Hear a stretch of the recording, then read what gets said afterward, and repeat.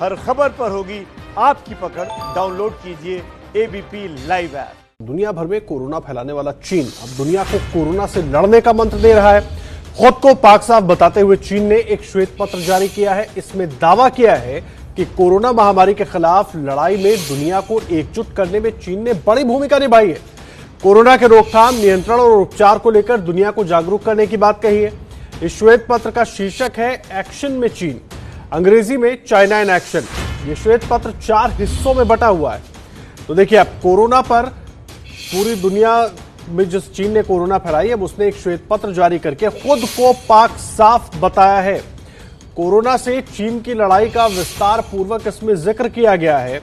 4 हिस्सों में कोरोना से चीन की जंग के बारे में बताया गया है और यह बताया गया है कि पूरी दुनिया को चीन ने कोरोना के प्रति जागरूक किया, कैसे उसका इलाज किया जाए, कैसे उससे बचने के तरीके हो सकते हैं।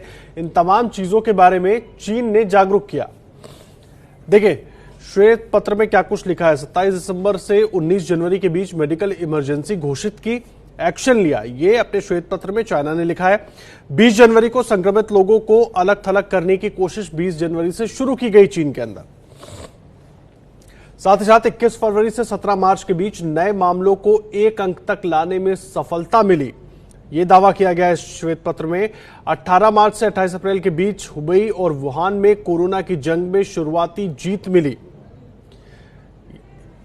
ये तमाम बातें जो हैं वो चाइना के श्वेत पत्र में किया गया है। हमारे साथ हमारे सहयोगी प्रणय उपाध्याय जुड़े हुए हैं। प्रणय, अब ये श्वेत पत्र जारी करके चीन अपने आप को बिल्कुल पाक साफ बताने की कोशिश कर रहा है, कैसे देखें इस कोशिश को?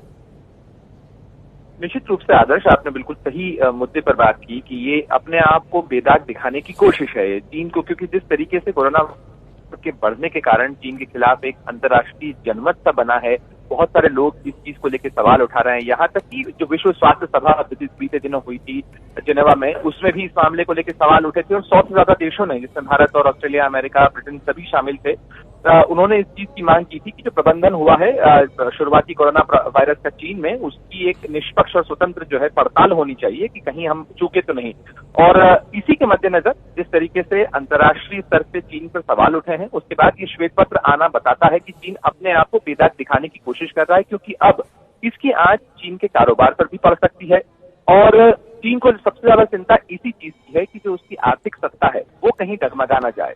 और ऐसे में ये श्वेत पत्र लाके दिखाने की कोशिश है कि चीन न केवल जिम्मेदार उसने बर्ताव किया है, बल्कि उसने अंतर्राष्ट्रीय स्तर पर मदद की है। 4 चैप्टर का ये जो, जिसके अंदर 4 चैप्टर हैं इस व्हाइट पेपर के अंदर, आप देखें कि जो चाइनीज के स्टेट काउंसिल ऑफ इंफॉर्मेशन है उसने इसे जारी किया है और इसके अंदर बाकायदा एक चैप्टर में इस बात का उल्लेख किया गया है कि किस तरीके से चीन ने दुनिया के दूसरे मुल्कों को मदद पहुंचाई है, किस तरीके से इंटरनेशनल ग्लोबल सप्लाई चेन में उसने इंटीग्रेट रहते हुए न केवल अपने यहाँ कोरोना की लड़ाई लड़ी, बल्कि दूसरों की भी बहुत मदद की है। तो ये एक श्वेत पत्र जो है अपने आप को बेदाग दिखाने की कोशिश है चीन के द्वारा।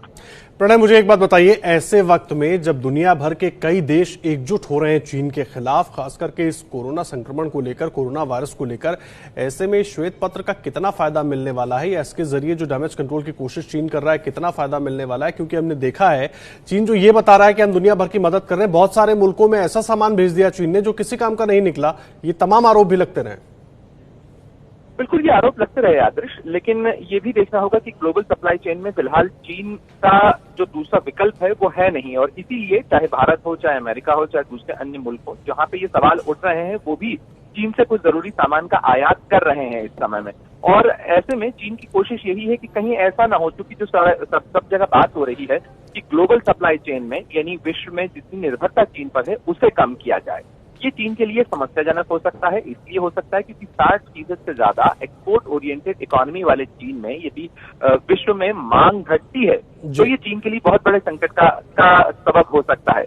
और ऐसे में उसकी कोशिश इस व्हाइट पेपर के द्वारा यही है।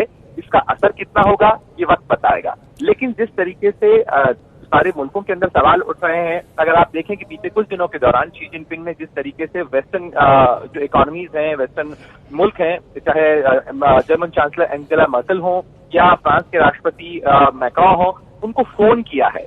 यानी एक तरीके से एक इंटरनेशनल डिप्लोमेसी करने की कोशिश चीन की तरफ से चल रही है और ये व्हाइट पेपर भी उसी की एक कड़ी है। जी, बहुत अहम जानकारी आप दे रहे हैं प्रणय, बहुत शुक्रिया इस पूरी जानकारी के लिए। प्रणय हमारे साथ जुड़े हुए थे, प्रणय उपाध्याय पूरी जानकारी दे रहे थे। तो चीन अपने आप को इस श्वेत पत्र जारी करके पाक साफ बताने की कोशिश कर रहा है, लेकिन मजबूरी इसके पीछे की क्या कुछ है वो प्रणय बता रहे थे।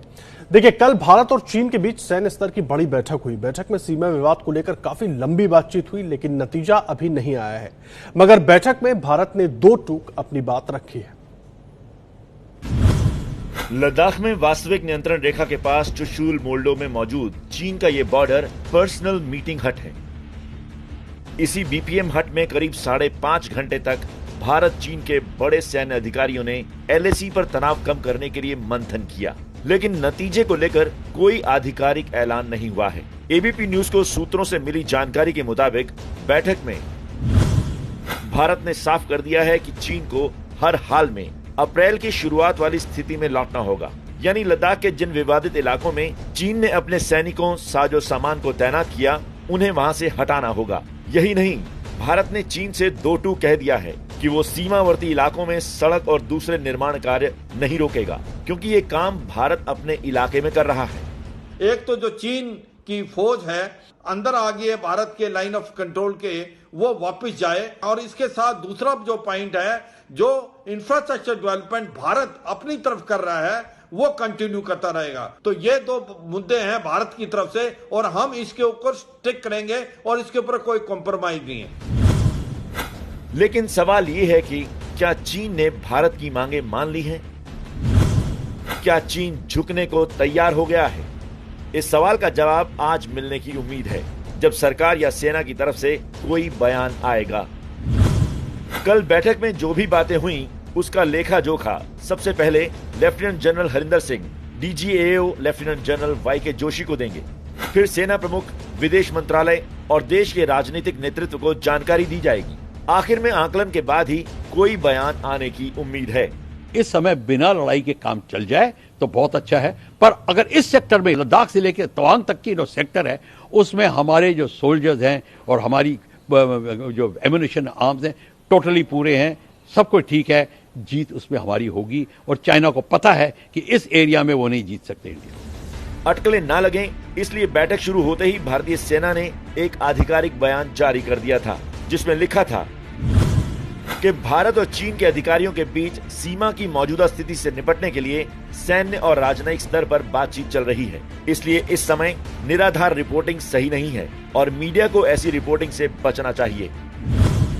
भारत की तरफ से लेह में 14वीं कोर के commander lieutenant general Harinder Singh ने नेतृत्व किया, तो चीन की तरफ से दक्षिणी शिनजियांग मिलिट्री डिस्ट्रिक्ट के कमांडर मेजर जनरल लियू लिन ने किया। लेकिन इस बीच दोनों देशों के सैन्य कमांडर्स की रैंक को लेकर भी विवाद खड़ा हो गया। सवाल उठे कि क्या भारत के लेफ्टिनेंट जनरल स्तर के अधिकारी को चीन के एक पायदान नीचे मेजर जनरल स्तर के अधिकारी के साथ बैठक करनी चाहिए थी? जवाब में सेना मुख्यालय के सूत्रों ने साफ किया कि ये बैठक रैंक स्तर की नहीं बल्कि पोस्ट यानी बराबर ओहदे वालों की थी, क्योंकि चीन में भारत की सैन्य कोर के समकक्ष चीन की मिलिट्री डिस्ट्रिक्ट होती है, तो उसके कमांडर ही मीटिंग में हिस्सा ले सकते थे। रैंक और ओहदे के इस विवाद से इतर जब भारत में लेफ्टिनेंट जनरल हरिंदर सिंह की चर्चा हुई तो चीन में भी मेजर जनरल लियू लिन के किस्से छा गए। लियू लिन 55 साल की उम्र में भी रोज 8 किलोमीटर साइकिल चलाते हैं। लियू लिन 20 साल के सैनिक के साथ आज भी ट्रेनिंग लेते हैं। ये अपनी टोपी पर एक पिन लगाते हैं ताकि उन्हें पता लग सके कि सीनियर को सही सैल्यूट किया है। टोपी में जहां पिन लगी होती है वहां उंगली लगने पर खून बहता है, तो लिन आश्वस्त होते हैं कि उन्होंने अपने सीनियर को सही सैल्यूट किया है।